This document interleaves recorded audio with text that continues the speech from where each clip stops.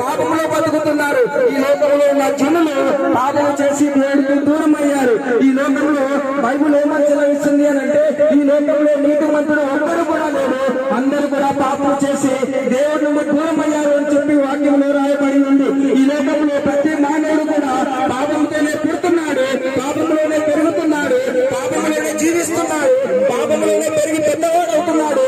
చివరికి ఒక రోజు అదే పాపంలో మరణిస్తున్నాడు.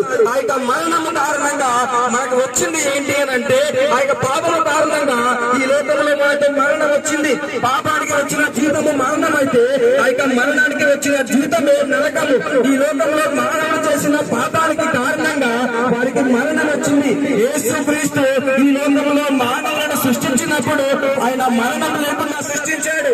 మనకు మరణం అనేది లేదు. కానీ ఎప్పుడైతే మానవులు పాపం చేస్తున్నారు, ఆ యొక్క పాపం కారణంగా మానవుల యొక్క జీవితంలోనికి మరణం వచ్చింది.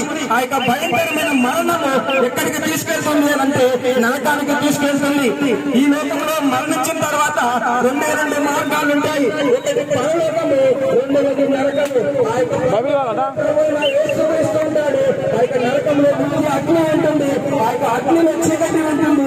అక్కడ పురుగులు మనం తిరిగేస్తూ ఉంటాయి. అగ్ని ఆరదు, పురుగు చావదు అని చెప్పి బైబిల్లో రాయబడి ఉంది.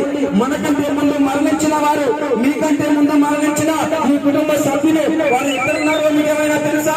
మీ తర్వాత మరణించబోయే వారు వారు ఎక్కడికి వెళ్తారో మీకు తెలుసా? ఒకవేళ మీరు కనుక ఈ క్షణమే మరణిస్తే మీరు ఎక్కడికి వెళ్తారో మీకు ఏమైనా తెలుసా? ఆ విషయం ఎవరికి కూడా తెలియదు. ఆ యొక్క అనుమానం అందరిలోనే ఉంటుంది. కానీ బైబిల్ ఏమని చదివిస్తుంది అంటే, ఈ లోకంలో పాపం కారణంగా మరణించిన తర్వాత ప్రతి ఒక్కరు కూడా నరకానికి వెళ్తారు అని చెప్పి బైబిల్ మనకు స్పష్టంగా తెలియజేస్తుంది. ఆ యొక్క నరకమును తప్పించడానికి ప్రభువైన యేసుక్రీస్తు ఈ లోకంలో మానవుడుగా తగ్గించుకొని ఆయన ఈ లోకంలో జన్మించాడు. అంతేకాకుండా